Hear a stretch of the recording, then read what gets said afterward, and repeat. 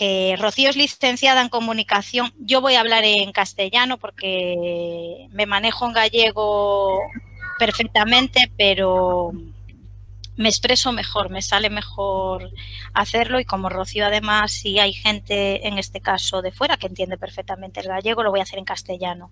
Licenciada en comunicación y posgrado de experta en terapias expresivas y arteterapia transdisciplinar, miembro de la asociación y proyecto de autismo ASPAU y mamá de 2 adolescentes con autismo. Ayer hablaba con ella porque esto me parecía para todo lo que es ella y todo lo que hace. Yo la veo una experta en un montón de facetas, véase cine, véase artes gráficas, véase todo lo relacionado, como me decía, fotografía, todo lo relacionado con la creatividad y el arte, que son como sus grandes inspiraciones o sus grandes intereses, ¿no? La diversidad funcional aplicado a todo el activismo que ella lleva haciendo de hace años, y el arte. Y así hace cosas maravillosas, carteles maravillosos que representan perfectamente un montón de sensaciones y sentimientos. Bueno, nada más, me callo que yo hablo mucho. Ya, gracias. Qué amable. Experta no soy aficionada. No nos da la vida para mucho más, la verdad. Que eso lo sabéis todos los que tenemos niños con diversidad, pues nuestro tiempo tiene un discurrir diferente y nos da para lo que nos da, pero muy amable tu presentación. Estoy encantada de estar aquí. Muchas gracias por invitarme y espero que un poco lo que os voy a contar pues os resulte de interés. Perdonadme el tono de voz. Estoy con COVID,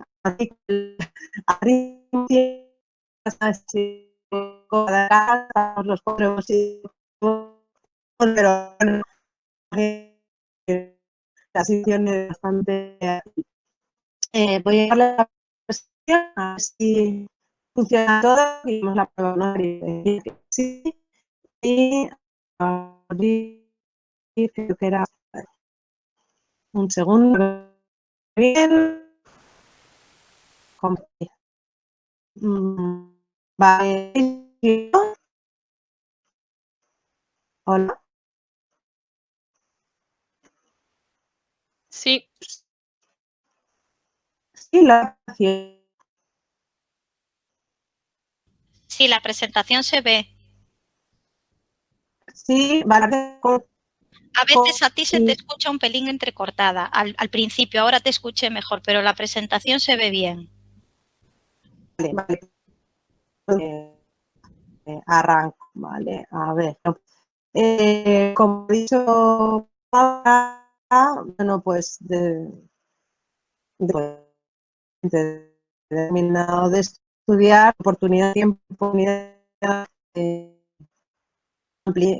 información, y como este tema del color, pero que tenemos desde el inicio un programa de acogida en el que los padres pues,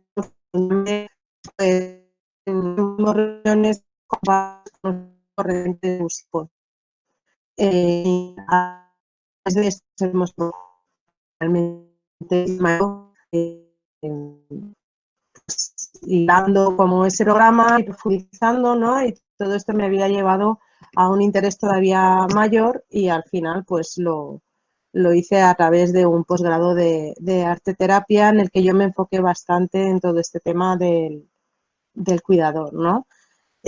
Muchas de las cosas que yo voy a contar aquí estoy segura de que las sabéis, porque cuando lo vives os lo voy a contar y va a ser, pero a veces hace falta leerlo para tenerlo presente, ¿vale? Bueno, a ver, planteamiento. Bueno, esto está clarísimo. El autismo no solo incide en las personas diagnosticadas con el trastorno, sino en la familia. Una intervención sistémica debe incluir la atención y apoyo a los cuidadores para desarrollar su capacidad de resiliencia, mejorando la calidad de vida.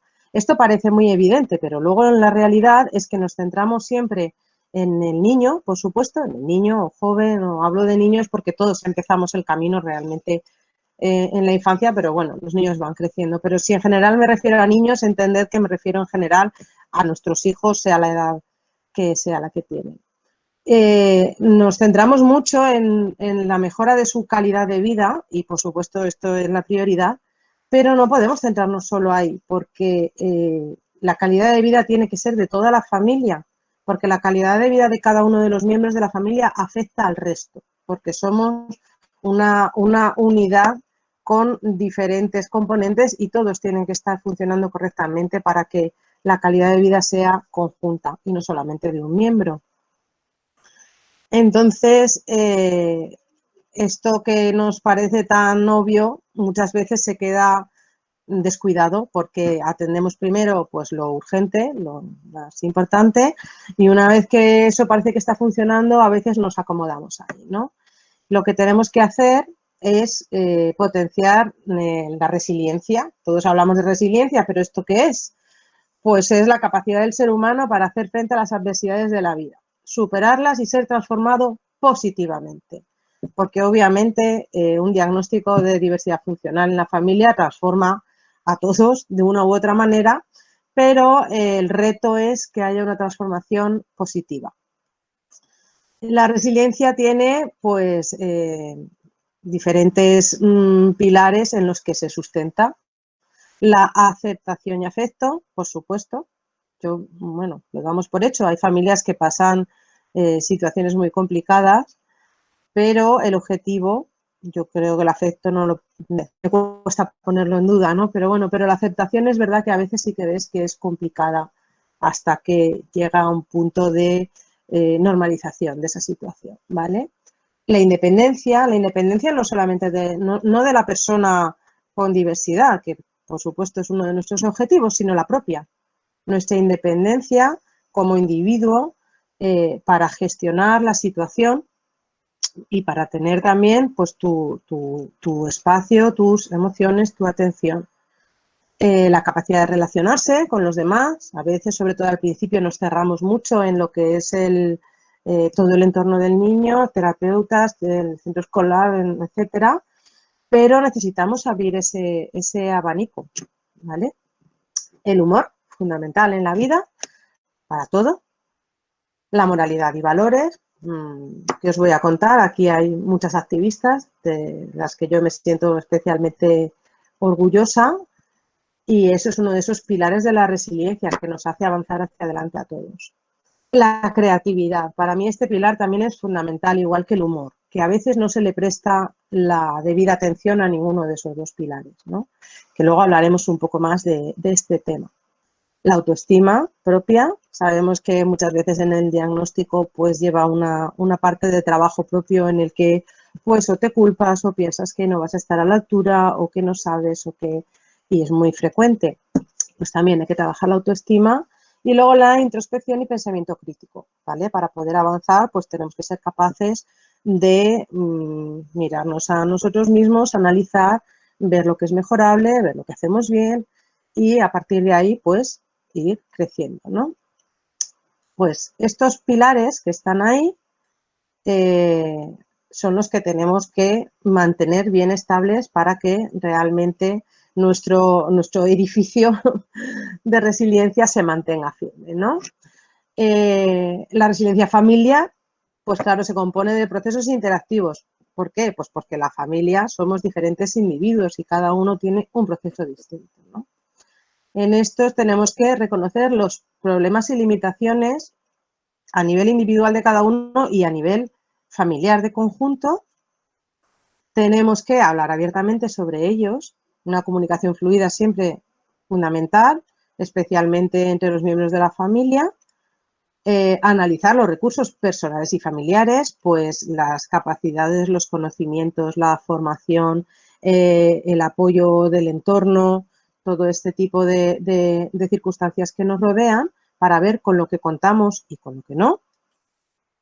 Y organizar y reorganizar las estrategias. Con todo esto, pensar de dónde parto, qué es lo que tengo y con todo esto, qué es lo que yo puedo hacer. Esto muchas veces no nos damos cuenta y lo vamos haciendo sobre la marcha, pero sí que conviene de vez en cuando pararse y analizar, ¿vale? Ver cómo estamos, en qué punto estamos, de dónde venimos y hacia dónde vamos y volver a reorganizar estrategias, porque estamos en un continuo, la situación no es estable, los niños van creciendo, van evolucionando, nosotros también, luego, independientemente de las circunstancias de la diversidad funcional, pues en una familia todo va evolucionando, las personas van creciendo y todo esto hay que ir replanteándoselo con el tiempo para mantener siempre unos objetivos adecuados a cómo estamos, ¿no? Bueno, sobre el autismo todos sabemos, bueno, yo aquí hablo del autismo específicamente, pero bueno, en general la diversidad funcional, pero sobre el autismo todos sabemos pues las características en comunicación, en interacción social y en intereses restringidos, pero además están todas las comorbilidades que complican normalmente la situación. Aparte de las comportamentales, que más o menos la mayoría pues conocemos, la ansiedad o la hiperactividad o las cognitivas, discapacidad intelectual, deterioro del lenguaje, hay aparte comorbilidades médicas, como puede ser, por ejemplo, epilepsia, o bueno, aquí marca estreñimiento severo, aquí tenéis varias que normalmente pueden complicar todavía más la situación. Todo esto son pues piedras que nos vamos añadiendo a la mochila y que hay que conocer, perdonadme que pierdo un poco el aire, para saber muy bien la situación en la que estamos, ¿no? Bueno, intervención multidisciplinar. Bueno, se estima que hay un caso cada 120 niños. Ya sabéis que este número es un poco, dependiendo de la fuente que mires, pues es mayor o menor, pero ahí está el tema. ¿Qué significa? Que hay muchos niños dentro del espectro del autismo y muchas familias que están lidiando con situaciones complicadas. La educación y el apoyo social pues son los principales medios de tratamiento, obviamente, pero no solamente respecto al niño, sino en la intervención en toda la familia. Una intervención eficaz tiene que ser intensiva y tiene que conseguir que las personas clave aprovechen las oportunidades naturales de aprendizaje, y esto es todos los entornos del niño, el hogar, la escuela y la comunidad en general. Y para eso las familias necesitamos tener una red de apoyo, mayor o menor, pero que nosotros sintamos también que tenemos a alguien ahí que en un momento dado nos puede sostener. ¿Vale? Bueno, obviamente hay que poner el foco en las familias, que son los principales cuidadores y los promotores fundamentales del desarrollo. Esto lo tenemos, yo pienso, aquí más que claro. Bueno, el objetivo, ¿cuál es el objetivo del cuidado del cuidador? Pues es facilitar estrategias para afrontar el estrés y la sobrecarga emocional. Estos son los dos conceptos fundamentales cuando hablamos del cuidado del cuidador, los que más acusamos, ¿no? Y los que pueden provocar otro tipo de problemas. El estrés y la sobrecarga emocional, porque cuidar a una persona 24 horas, cuando supone enfrentarte a grandes retos, no solamente respecto a la propia evolución de tu hijo, sino muchas veces, como sabéis, al entorno social, al entorno escolar, en fin, a todos los niveles, pues eso no deja de ser una sobrecarga permanente que llega un momento en el que cualquier cuerpo o mente lo acusa. ¿Cuáles son los riesgos de nosotros los cuidadores, ¿no? Pues la implicación es fundamental para el desarrollo del menor, pero el cuidado de larga duración repercute negativamente en el bienestar y produce cuadros de ansiedad, fatiga, depresión, baja autoestima e insatisfacción personal. Yo creo que si leéis esto en general, en algún momento, desde luego yo sí me he visto reflejada, ¿no? en ese cuadro, porque hay temporadas mejores y temporadas realmente complicadas en diferentes niveles, como es difícil además que todo funcione bien a la vez, con lo cual siempre tienes algún motivo de preocupación y hay que aprender a lidiar y convivir con eso. Favorece la adquisición de estrategias de afrontamiento, puede potenciar los efectos beneficiosos para el cuidador y repercutir en la calidad de vida de la persona con TEA y de la familia. Es decir, necesitas estar bien para que tu hijo esté bien, ¿vale? Entre otras cosas porque, y esto lo sabemos muy bien, ellos captan todo, saben perfectamente cuando tú no estás bien. Entonces, no se trata de que tú des una situación ficticia a tu hijo de que él crea que estés bien. Tienes que estarlo porque lo percibe. Cuanto mejor estés tú, mejor vas a poder ayudar, mejor se va a sentir él. Es así de sencillo y así de difícil.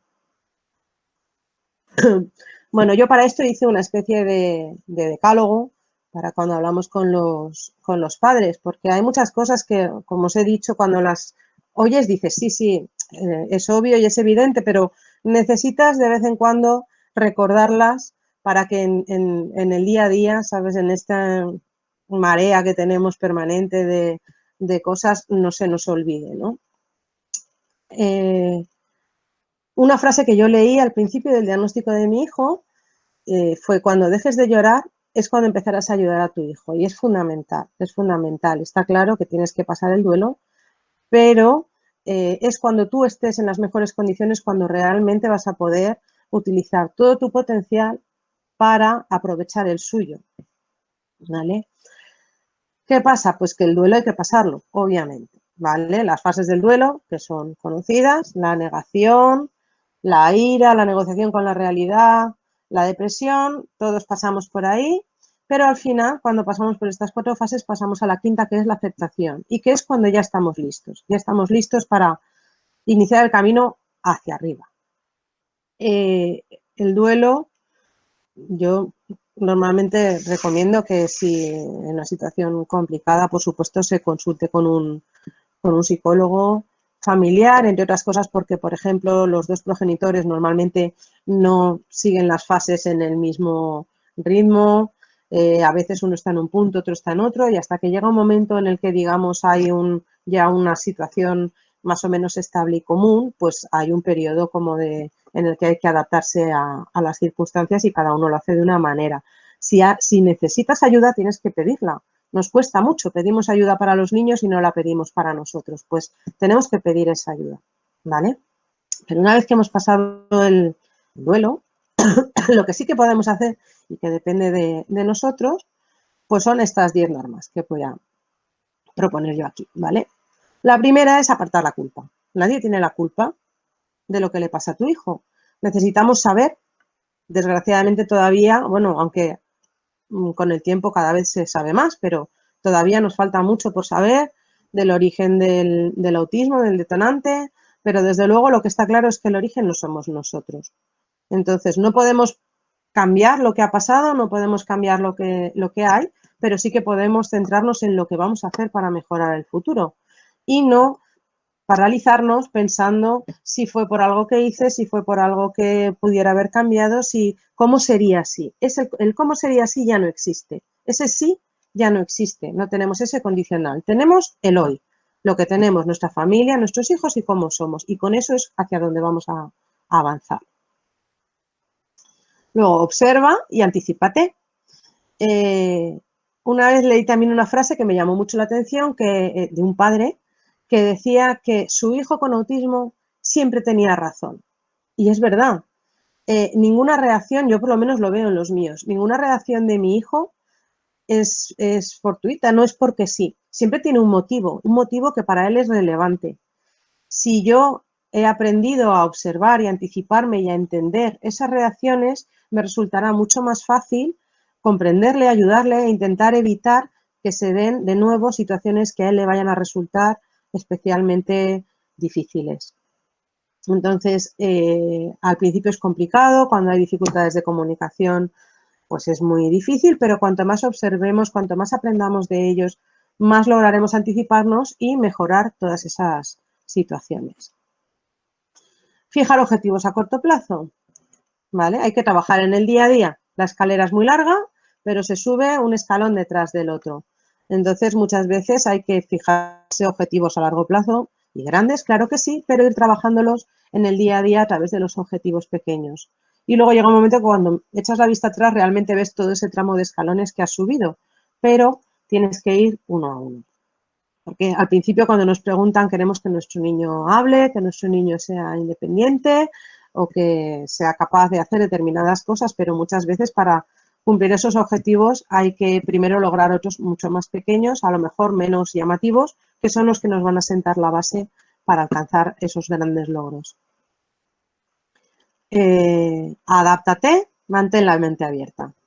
Vale, necesitas aprender cosas nuevas y deshacerte de las viejas ideas, por supuesto. Al margen de esa idea que teníamos todos, de que todos nos formamos, una idea de familia, cómo va a ser, que luego realmente no es, y que probablemente, aunque tu hijo no tuviera un diagnóstico, tampoco sería, porque una cosa son las ideas que tenemos y otras luego la realidad, pero necesitamos mantener la mente abierta. En el tema del autismo, pues se está investigando a diario, se van aprendiendo cosas nuevas, van cambiando los modos de intervención y nosotros necesitamos estar abiertos a todas esas ideas, estar al día de lo que hay y intentar aplicarlo en la medida en la que se adapta a las necesidades de nuestra familia. Perdón. Bueno, fundamental. Cultiva un pequeño espacio personal. Esto es básico y es una de las cosas que antes se nos olvida. Necesitamos esa vía de escape emocional. Cuando estábamos hablando antes de la ansiedad, de la sobrecarga emocional, necesitamos poder aliviar eso. ¿Cómo lo hacemos? Pues normalmente buscando algo que nos guste simplemente por el mero placer de hacerlo. Sé que es difícil, que especialmente cuando son pequeños, absorben el tiempo y es complicado encontrar momentos en los que dedicarte a algo que solo te interese a ti y que además parece que no tiene ningún objetivo completo y siempre tienes ropa por planchar, pictogramas por plastificar y muchísimas cosas por hacer. Pero nuestra mente y nuestro cuerpo necesita esos momentos. Yo ahora ya he logrado, ¿no?, implementarlos de otra manera, pero hubo un momento en el que me di cuenta, esto es un poco absurdo, pero lo cuento porque a veces las oportunidades están en cosas muy, muy peregrinas y hay que intentar verlo, ¿no? Yo me di cuenta de que el rato que fregaba los cacharros era capaz de aislar la mente y concentrarme en esa tarea y no pensar en nada más. Un poco al estilo del mindfulness que hay ahora, ¿no? Y me tomé ese rato de fregar los cacharros como un momento mío solo, de no me molestan, me concentro en lo que estoy haciendo, estoy relajada y preferiría que fuera haciendo otra cosa, seguramente, pero en ese momento en el que mi tiempo era muy complicado de gestionar, ahí encontré ese pequeño momento personal, ¿no? Lo pongo como eslo porque, aunque al principio sean pequeños momentos, luego poco a poco vas mejorando y vas consiguiendo establecer esos ratos para ti.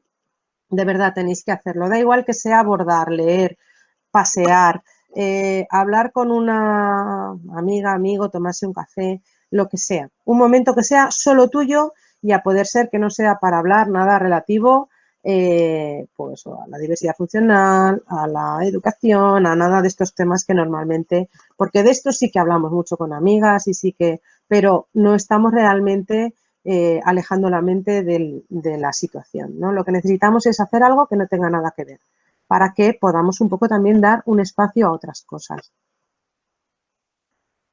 Bueno, involúcrate y participa. Aquí no tengo ni que decirlo, lo doy por hecho, pero de todas maneras yo lo incluyo porque muchas veces hablamos con padres de niños que son todavía pequeños y que tienen mucha inseguridad. Hay que buscar buenos profesionales, hay que confiar en ellos y aprender, en los buenos, y la familia es el eje que hace girar todos estos engranajes, ¿vale? Eres tú el que realmente conoces bien a tu hijo y el que tienes que funcionar como correa de transmisión entre todos aquellos que intervienen con él. Tu opinión es válida. No eres un profesional en un campo sanitario o en educación o en lo que sea, pero eres un profesional en tu hijo. Eres el que mejor lo conoce y tienes que hacer valer esta opinión. Cuestiona y sé crítico. Si algo no te parece bien, no lo ves claro, no lo entiendes, cuestiónalo. Si no te gusta, dilo y si no se está cumpliendo, exígelo. Porque a veces es un poco el síndrome de la bata blanca. Si te ha dicho algo el neuropediatra o te lo ha dicho el psicólogo y a veces la inseguridad hace que demos por bueno su criterio y seguramente la mayoría de las veces lo sea, ¿no? Digo, por supuesto, son profesionales, yo no estoy cuestionando todas esas decisiones, pero a veces si algo no lo vemos claro, estamos en nuestro derecho de cuestionarlo o de solicitar otro tipo de respuesta. Recuerda que ellos son especialistas en lo suyo y tú en lo tuyo, que es tu hijo. Luego, haz conscientes a los demás. Esto cuando son pequeños y al principio normalmente nos cuesta más, ¿no? Hablamos del tema de la etiqueta, de si lo etiqueto, de si lo nombro, de si digo, etcétera, ¿no? Ahí es una cuestión muy personal. Yo personalmente pienso que si explicas con claridad cuando es necesario las circunstancias de tu hijo o cómo puede reaccionar, te estás anticipando a que se den situaciones complejas y seguramente vas a obtener apoyo o comprensión más fácilmente, ¿vale? No se trata de ir siempre por delante explicando lo que pasa, pero si tú ves que vas a una situación en la que se puede dar una reacción de tu hijo, pues a lo mejor desajustada, complicada, o que él no va a entender la situación o que le va a costar seguir la norma, yo creo que dar una explicación previa, que tampoco tiene que ser muy exhaustiva, va a facilitar que todo fluya mejor, ¿vale? Hay que perder un poco, pienso yo, el miedo a eso, ¿no? Independientemente de que utilices una etiqueta o no, cada uno puede explicar las cosas como le parezca mejor. Por supuesto, confía en las posibilidades de tu hijo. En ningún sitio está escrito hasta dónde puede llegar. Él no se pone límites, no se los pongas tú.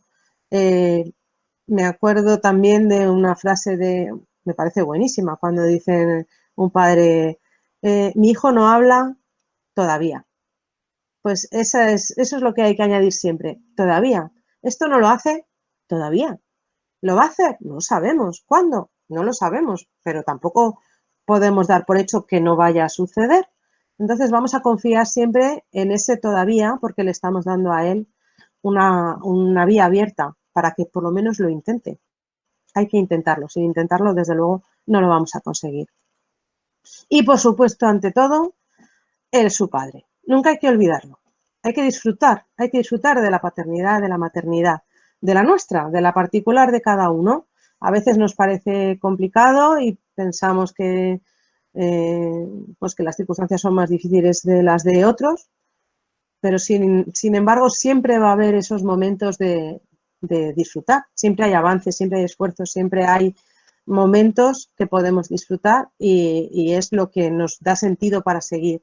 Entonces, por favor, nunca lo olvidéis porque es complicado muchas veces cuando estás empezando a ver esto, pero yo creo que lo tenemos que tener presente sin perder de vista en ningún momento.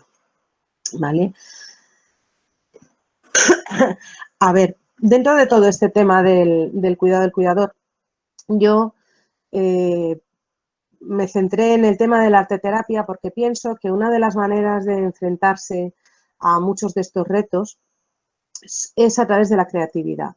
La creatividad es como un músculo, si tú lo ejercitas, va creciendo y lo que hace es que influye a todos los niveles, no hablamos solamente a un nivel creativo en un sentido, no sé, manipulativo o artístico, sino a cualquier nivel, a la hora de resolver problemas, a la hora de ser resolutivo. Y nosotros en el día a día nos enfrentamos a muchísimos problemas y a muchísimas situaciones. Si tenemos un arma más de la que echar mano, como en este caso puede ser la creatividad, pues es una buena ocasión de poder dar la vuelta a las cosas, verlas desde otra perspectiva y poder proponer soluciones que a lo mejor no se nos hubieran ocurrido, ¿no?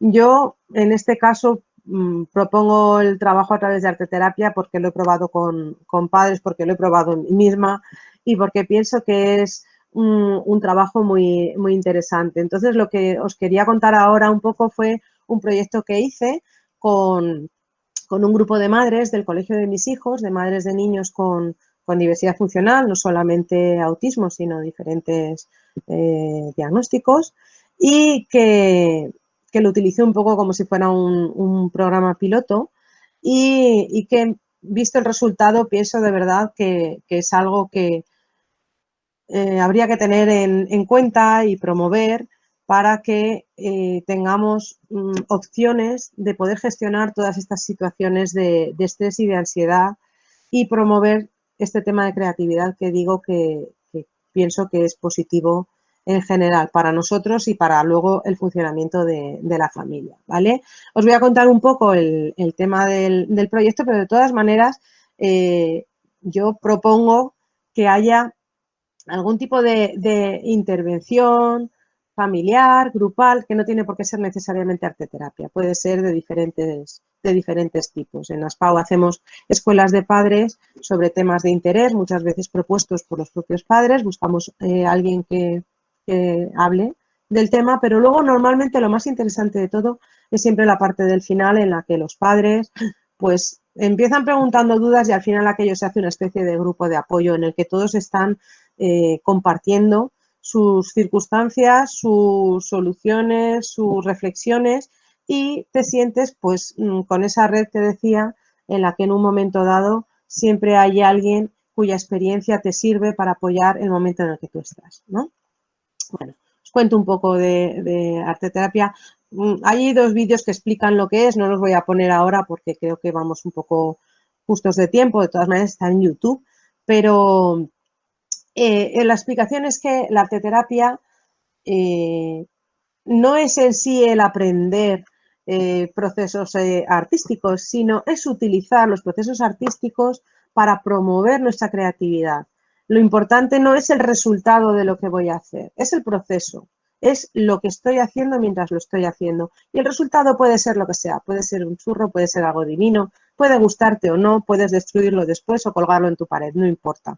Eso es lo de menos. Lo importante es el proceso durante el cual tú estás realizando esa actividad y lo que supone para ti hacerlo, ¿vale? Mediante la arteterapia, pues podemos proveer de herramientas para manejar el estrés, empoderarse, resolver conflictos y establecer una red social. Cuando hablo de una red social importante, me refiero a una red social tangible, ¿vale? Las redes sociales en Internet son un papel interesantísimo y que os voy a contar cuando con bastantes de vosotras yo tengo una relación a través de las redes y gracias a Dios que existen y de verdad que me resulta muy, muy útil, pero necesitamos también mantener el principio de realidad, mantener la relación, el tú a tú, ¿vale? El tono de voz, la cara, la expresión, el contacto físico, aunque ahora lo tengamos un poco limitado. Eso es necesario mantenerlo. Por eso yo propongo que se haga este tipo de actividades con grupos más o menos reducidos en los que haya ese contacto real. Bueno, se puede plantear una intervención eficaz que permite aumentar la capacidad de resiliencia, tanto individual como familiar. ¿Por qué? Pues porque lo que tú trabajas contigo luego va a repercutir positivamente en todo el núcleo familiar, a través de terapias expresivas y arteterapia en este caso, ¿vale? ¿Por qué? Pues porque potencia la creatividad y la plasticidad mental, porque promueve el autoconocimiento, la confianza, la comunicación y favorece los canales expresivos, porque muchas veces nos quedamos las cosas dentro y lo que nos cuesta es sacarlas fuera. Y eso es muy importante también, el saber expresar lo que me pasa, cómo me pasa, por qué me pasa, si lo sé. A veces no lo sabemos, pero bueno, si empezamos a tirar del hilo, somos capaces un poco de deshacer esa maraña, hacer el ovillito y poder ver exactamente de dónde viene la emoción que estoy sintiendo, ¿no? Las conclusiones respecto a este proyecto que hice con madres fue pues que sí, que efectivamente es necesario implementar programas que mejoren la calidad de vida, no solo de las personas, también de los cuidadores, porque esto mejora las posibilidades de futuro del niño, niña, adulto con TEA y de su familia.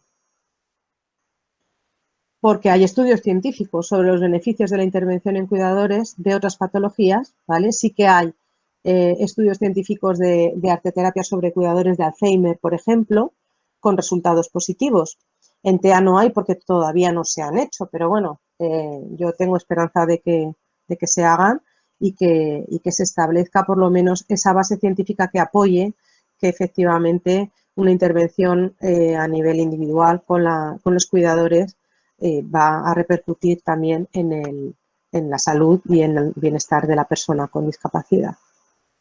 Y porque el cuidador debe tomar conciencia de la necesidad de apoyo y de las herramientas que tiene, porque siempre nos dejamos para el final y no puede ser así. Tenemos que ser conscientes de que para cuidar necesitamos estar bien, necesitamos que nos cuiden de alguna manera. Y esa conciencia la tenemos que tomar nosotros mismos. Es difícil que vaya a venir alguien a hacerlo por nosotros. Entonces tenemos que trabajar desde dentro hacia afuera para mejorar todo el entorno. Y bueno, aquí tengo, esto es la aplicación práctica del grupo que hice. Este grupo fue en 2015, hace ya 5 años, Dios mío, es una barbaridad. Pero ellas todavía me dicen, tenemos que repetirlo, tenemos que volver a hacer este grupo, porque de verdad que fue una experiencia maravillosa para mí como facilitadora, desde luego, y creo que para ellas también. El proyecto fueron 10 sesiones, lo pongo como ejemplo por si a lo mejor en FOAMPAS o en otras asociaciones queréis coger ese testigo e intentar organizar algo por el estilo con algún profesional de vuestra zona. De verdad os animo a hacerlo, en serio. Fueron 10 sesiones en grupo para realizar actividades con recursos plásticos y expresivos variados, ¿vale? La entidad fue en el centro escolar. El centro escolar de mis hijos, afortunadamente, es un centro muy comprometido con la inclusión, con la educación integral, con la participación de las familias, y me dieron la posibilidad de realizar el proyecto allí en el espacio escolar con madres del propio colegio. Fue un grupo formado por 10 madres de niños escolarizados en el centro con necesidades educativas especiales, dividido en 2 grupos por cuestión de horarios. Los objetivos eran, pues, bastante sencillos, pero fundamentales, ¿no? Fomentar esa creatividad, que digo que de verdad cuando la empiezas a potenciar y a desarrollar te das cuenta de lo útil que te resulta en el día a día. Promover, por supuesto, el bienestar emocional y favorecer la cohesión grupal, ¿vale? Generar esa especie de red de apoyo. La metodología, pues tipo expresivo, es decir, técnicas plásticas, musicoterapia, danza, psicodrama, expresión corporal. Yo no soy artista, ni las madres tampoco, pero utilizamos todos estos recursos en la medida de nuestro nivel para sacar provecho de ellos y generar esas dinámicas, ¿vale? Aquí os pongo unas fotos de las sesiones para que veáis que hicimos actividades de diferente tipo, ¿vale? De expresivas, muchas de tipo artístico, de pintura, con pintura de las manos. Aquí os voy a poner, es un pequeño vídeo, prácticamente no hay nada. Ah, no sé por qué se da la vuelta, no te des la vuelta. Se da la vuelta, no sé por qué. No se reproduce, lo siento. No se reproduce correctamente, lo siento. Bueno, están pintando en el suelo con las manos, ¿vale? Os voy a contar que aquí yo puse el papel y la pintura sin pinceles y no dije nada. Nada más que tenían que utilizar el material que tenían, y al principio ninguna quería pintar. Ninguna quería tocar la pintura, era esa sensación de me voy a manchar, no sé, que yo soy adulta, ¿qué hago aquí? No tengo mesa, ¿qué hago, no? Y sin embargo, al cabo del rato estaban todas en el suelo pintando con las manos y sobre todo, hablando entre ellas y disfrutando del momento, ¿no? Y me pareció una experiencia súper interesante porque saltaron una barrera que muchas veces no la vemos, y es esa de dejarse llevar sin más. Y en la siguiente foto veis que está, bueno, el mural, que al final quedó totalmente cubierto de pintura, porque al principio cada una se quedaba en su zona, pero al final todo el mundo iba atravesando las zonas de las demás y convirtiendo la actividad en un juego. Súper interesante, muy bonito, de verdad. Otro mural que hicieron de representación de la mujer, de cómo se sentían, que me encanta porque eran 2 grupos y fueron 2 murales totalmente diferentes, pero al final reflejaban los mismos conceptos, ¿no? Bueno, hicimos también punto, como veis utilizamos todo tipo de recurso expresivo porque todo sirve, la creatividad es así, todo nos sirve. Y al final dejamos como recuerdo en el centro escolar, con todos estos trocitos que habíamos tejido, el trocito de cada una, lo unimos para hacer 2 árboles vestidos con todos esos trocitos que se quedaron en el colegio, bueno, pues bastante tiempo. Al final, al cabo del año, ya lo desmontamos porque la lana, la pobre, se había deteriorado, pero todo ese tiempo duró allí y además servía para ver a los demás ese trabajo conjunto, ¿no? Ese punto de creatividad que les había dado a las madres. Y luego, pues, hicimos una evaluación haciendo cuestionarios previos y después, y ellas concluyeron que habían alcanzado los 3 objetivos propuestos. Y todas tuvieron interés en continuar en algún grupo de este estilo, de apoyo, ¿no? Señal de que se sentían apoyadas y que llenaba una necesidad que tenían, ¿vale? Beneficios, pues los he puesto con frases que ellas pusieron en esos cuestionarios que recogimos al final, ¿no? Perdón. Ha sido una experiencia que me ha aportado nuevos recursos en mi gestión emocional. Me sentí muy libre para expresarme y comportarme, importante también. Esa parte del comportamiento en la que muchas veces, como estamos pendientes del comportamiento de nuestros hijos, estamos reprimiendo también el nuestro. Y a veces necesitamos esa libertad y ese poder sentirnos libres. Asistir a estas sesiones me ha devuelto las ganas de hacer muchas cosas y de compartir. Me ha devuelto las ganas. Fijaros en el comentario, ¿no? Unas ganas que sí que tenías, pero que habías perdido. ¿Por qué? Pues engullida por el día a día. Para mí fue importante dedicar tiempo a expresar algo para mí, para mi disfrute, ¿vale? Me acabó aportando mucho más de lo que hubiera imaginado. Pues yo me quedo con todo eso que recogí y os lo ofrezco para que vosotros lo toméis y os planteéis si por favor podéis organizar para vuestros padres y madres. A los padres les cuesta un poco más apuntarse a este tipo de cosas, pero también los hay, y que de verdad establezcáis este tipo de apoyo para generar redes entre nosotros, padres, que nos permitan un poco pues mejorar nuestra calidad de vida y mejorar en la calidad de vida de los que nos rodean. Y bueno, pues hasta aquí mi intervención. Gracias a todos por haberme escuchado y sobre todo a Paula y a Juanpas por haberme invitado. Espero que os haya sido útil. No sé si era la idea, ¿vale? Muchas gracias, Rocío. Muy interesante la presentación. Abrimos un turno de preguntas. Si alguien quiere preguntar algo, que levante la mano o que escriba en el chat. Perdonar, no levanto la mano ni escribo en el chat. Tú eres la jefa. No, para nada. Pero es que preguntaban antes en el chat, lo digo por si la persona ahora no interviene, por los vídeos, Rocío. Yo puse los enlaces, tú no estabas pendiente, intentaba ir a la par, los enlaces de tus blogs, ¿vale? Ya sé que a lo mejor no están centrados en esto, igual el de Planeta Madeja sí, pero la tribu de los superpapás, que hablé sobre ellos, pero preguntaban por los vídeos de YouTube, esos que no pudimos ver, ¿dónde se pueden localizar? Mira, si quieres, luego os mando por mail y lo puedes reenviar o poner los enlaces de los 2 vídeos. Son 2 vídeos breves de 2 minutos cada uno en los que da una explicación. Es la presidenta de la Asociación de Arteterapia Española y tal, explicando un poco en qué consiste la arteterapia. Yo os mando los enlaces y los podéis compartir para que la gente que tenga curiosidad pueda verlos.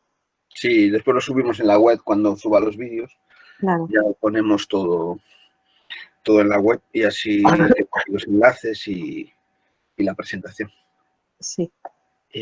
¿Alguien quiere hacer alguna pregunta? Lo tengo aquí.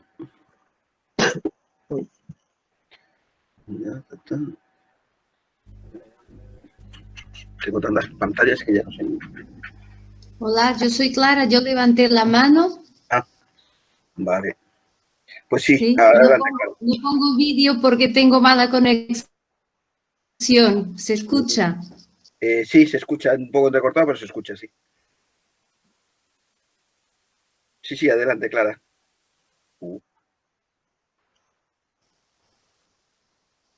Sí, vale. Entonces, 2, planteamientos, dudas.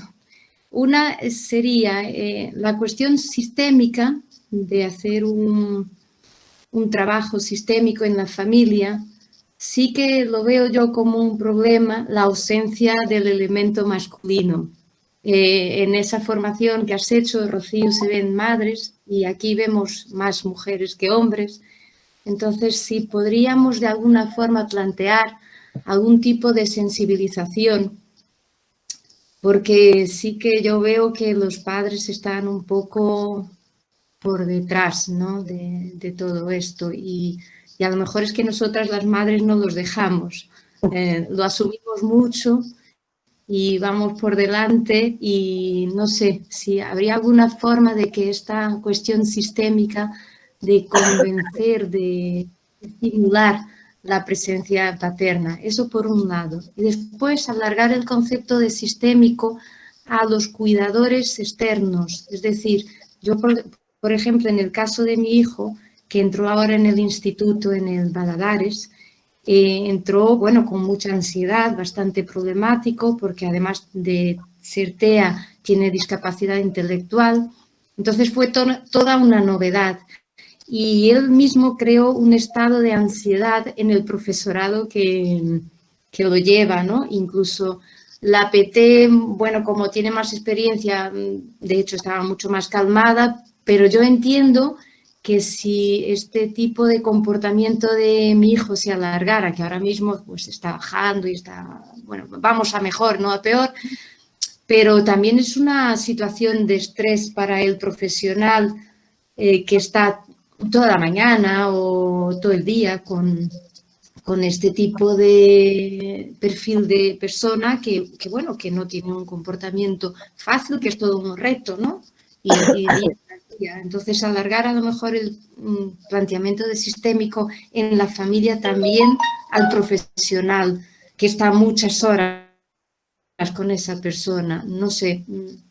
Vale, mira. Son mis aportaciones que tengo, nada más, gracias. Bien, no, interesantes, claro que sí. Mira, en primer lugar, respecto a la participación de padres, bueno, pues por desgracia sabemos que muchas veces gran parte del cuidado recae sobre las madres y que si un miembro de la familia deja de trabajar para cuidar al niño suele ser la madre, suele ser, hablo por lo habitual. Y esto es una realidad. ¿Que haría falta hacer algún tipo de sensibilización? Por supuesto que sí.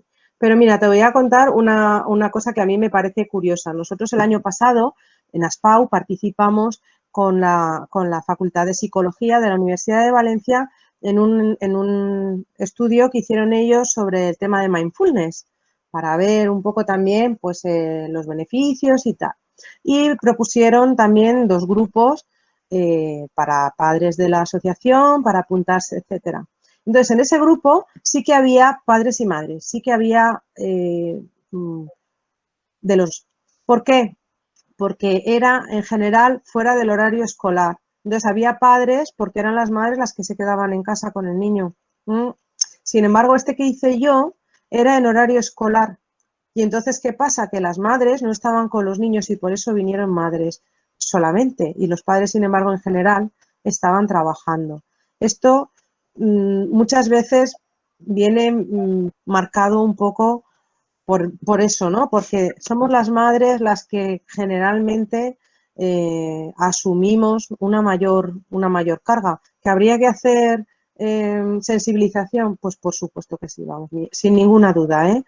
También es verdad que a veces para que una madre pueda ir es el padre el que se tiene que hacer cargo del niño. O sea que yo creo que también ahí hay muchas facetas, ¿no?, que considerar. Yo desde luego animo a que este tipo de actividades las realicen los cuidadores, sean padres, madres y por supuesto también, como dices tú, indirectamente otro tipo de cuidadores. En el caso, por ejemplo, de la experiencia en el colegio, vinieron también las dos orientadoras del centro, me pidieron si ellas podían asistir y por supuesto, y asistieron a todo a las 10 sesiones de duración.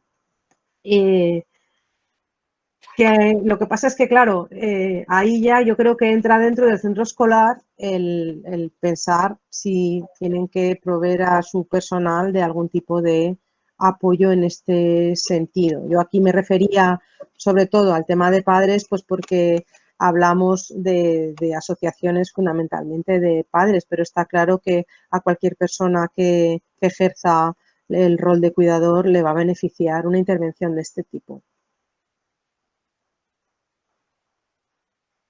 Y yo hasta aquí creo. A ver, ¿alguna pregunta más?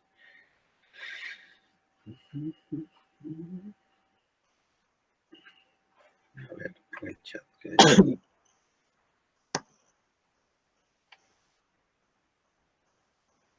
Os lo he dejado clarísimo, ¿eh? No, estuvo muy bien. Lo ideal, aparte de lo que tú hables, ¿no? Es llevarlo a la práctica. Claro. Tener esos espacios, como decía Lara, que si desde FOAMPAS, algunas iniciativas sí que se han promovido desde FOAMPAS, ¿eh? Incluso se han hecho este tipo de, bueno, no así tal cual, en alguna jornada, talleres. Se introdujeron talleres. Entonces, sí, yo creo que lo ideal es practicarlo y sentir y compartir las sensaciones, sí. Sí, pero como tú dices, sueltas el testigo y que otros continúen, ¿no? Lo recojan. Pues sí, en APAN, lo que dijera Lara, yo me acuerdo de las primeras jornadas NEA a las que fui hace 2 años ahora. Lo hiciéramos en APAN. Hubiera una de inteligencia emocional y otro de arte.